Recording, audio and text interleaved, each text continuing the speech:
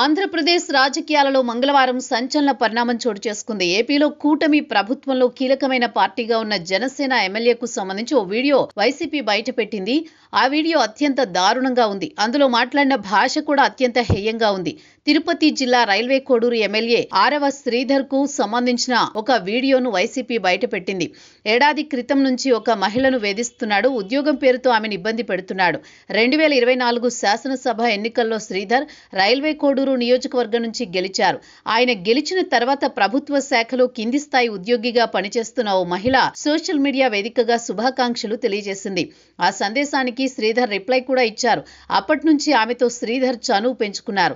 నీతో మాట్లాడాలి, వ్యక్తిగతంగా కలవాలి అంటూ ఆమెకు అనేక సందర్భాల్లో మెసేజ్ పెట్టారు. దీంతో ఆమె ఆందోళనకు గురైంది.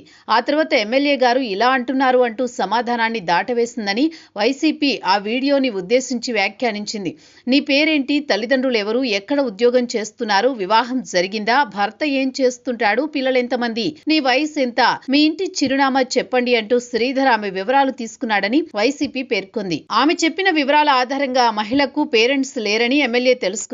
ఆమె భర్త ఐటీ ఉద్యోగిగా హైదరాబాద్ లో పనిచేస్తున్నాడని గుర్తించారు. ఒకరోజు ఆమె ఇంటికి వెళ్లాడు. ఆమెను కారులో ఎక్కించుకుని తీసుకువెళ్లాడు. మార్గమధ్యంలో గ్రామ సమీపంలో ఆమె మీద బలాత్కారం చేయబోయాడు. ఆమె వారించినప్పటికీ జుట్టు పట్టుకుని కారులోని దారుణం చేశాడు. అంతేకాదు పలుమార్లు ఆమెపై ఇలానే చేశాడు. ఆ తర్వాత భర్తకు విడాకులివ్వాలని ఒత్తిడి తీసుకొచ్చాడు. పెళ్లి చేసుకుంటానని బెదిరించాడు. దానికి ఆమె ఒప్పుకోకపోవడంతో ఇబ్బంది పెట్టాడు. ఆమె భర్తకు ఫోన్ చేసి భీభత్సం సృష్టించాడు. దీంతో ఆ మహిళకు భర్తకు విభేదాలు ఏర్పడ్డాయి.